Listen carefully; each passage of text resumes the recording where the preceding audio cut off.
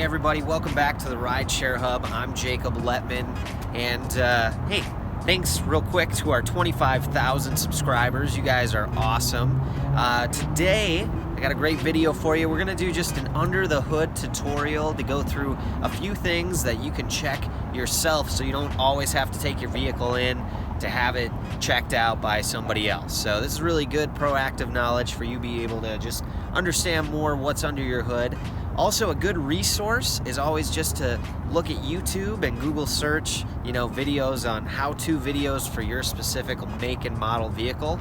I have a 2015 Mazda 3, but let's just talk about some components under here and kind of give you an idea of what you're looking at. So I know it can be a little bit overwhelming to a lot of people. They pop this thing open and it's like, what in the heck am I looking at? So the first thing to do is to, you should always know this. The engine's really hot, so if you've ever been driving, let your car cool down before you go around touching things. It's best to have protective gloves if you can.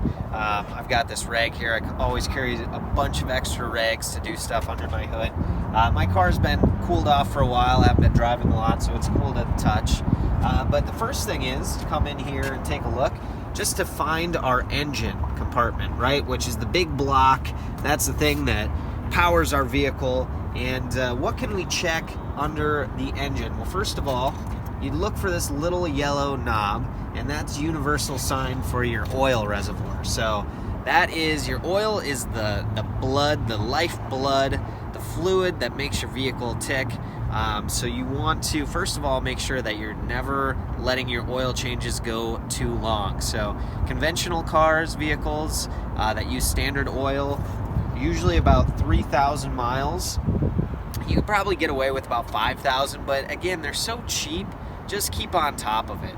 You can get Groupons and stuff for like $20 oil changes. I use full synthetic in my vehicle. I just had an oil change done. They go up to about 5,000 miles for full synthetic. It's about $50 usually, depending on the make and model of your vehicle. But to check this, you need your oil. You need your vehicle off in order to check your oil. So you're going to take this dipstick, okay, put it down there, come in here, and we'll see if the camera can get a look on that, right? So you have, sometimes it'll tell you full or empty. You just want to look and see where that oil goes up to. I just had mine changed. Can we see that on camera? Yeah, kind of. So it's going pretty much up to that top one. The bottom one would be empty. The top one would be full. Again, you can clear it off, okay? Clear it off. Pop it back in here. If I can get it to go. Good. Pull it out. There, that's a good one. You can see it goes right up to just underneath the full level, which is what we're looking for. Okay, and then if that oil is starting to get dirty and old, it'll be black or brown. You don't want that. It should be like a light golden brown, like a potato that's just been toasted in the oven. Or toasted toast. That's not burnt. We don't want that. Okay, here, let's take a look at some other things. So your coolant, also very important. This is what, this fluid keeps your vehicle engine cool. It runs through, circulates through the engine in different components and cools down the engine block so it doesn't overheat. So that's really important not to let that get too empty. I don't know if the camera can see, but down here, in here, mine is full. Usually these will be clear. Sometimes if your car's older, they'll start to turn yellow and it's hard to tell. So when your engine is cool, it has to be cool.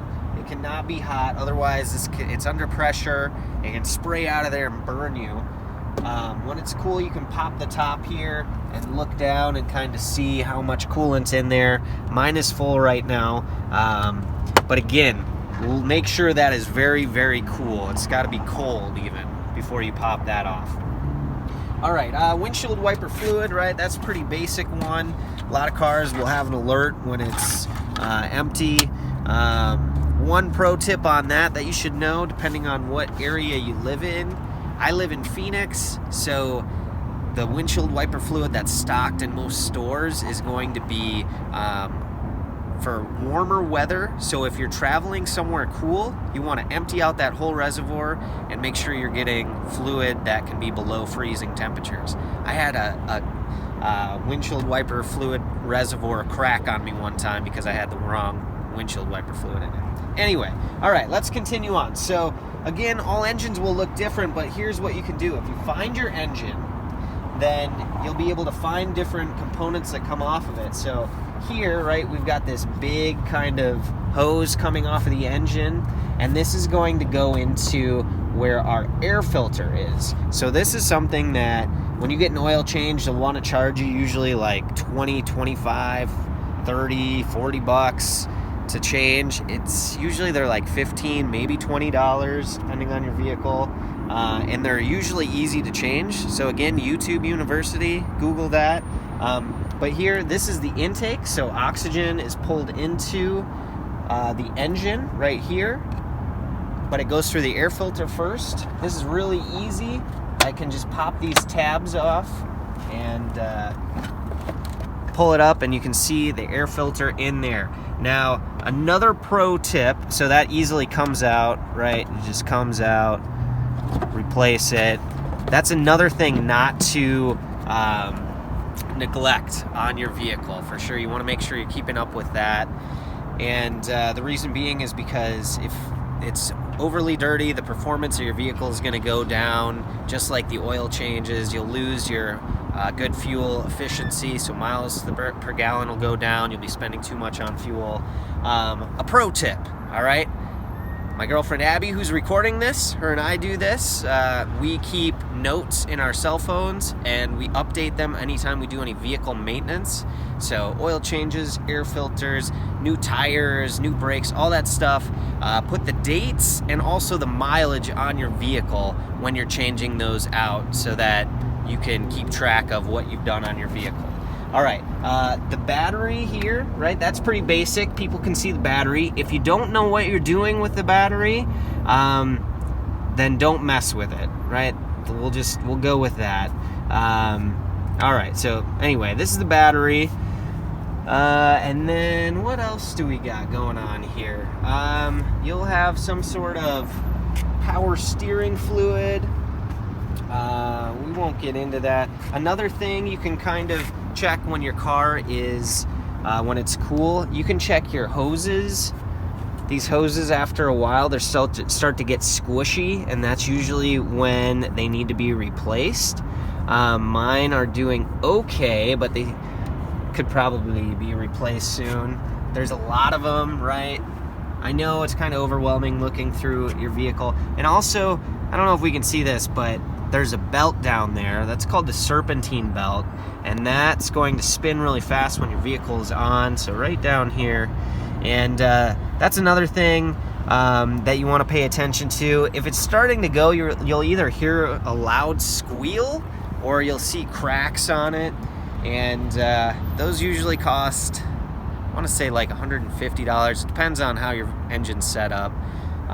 Anyway, these are things all that you can do yourself, easy to keep an eye on. Don't be overwhelmed by your engine compartment. Do some research on your vehicle, watch some videos, get used to and get comfortable with what's going on under here so that you can do some easy repairs yourself and keep your vehicle running in tip-top shape for all your rideshare rides. All right, you guys, I'm Jacob Letman. This is Rideshare Hub. If you like this video, took anything away from it, give it a big thumbs up. Until the next time, drive safe, everyone.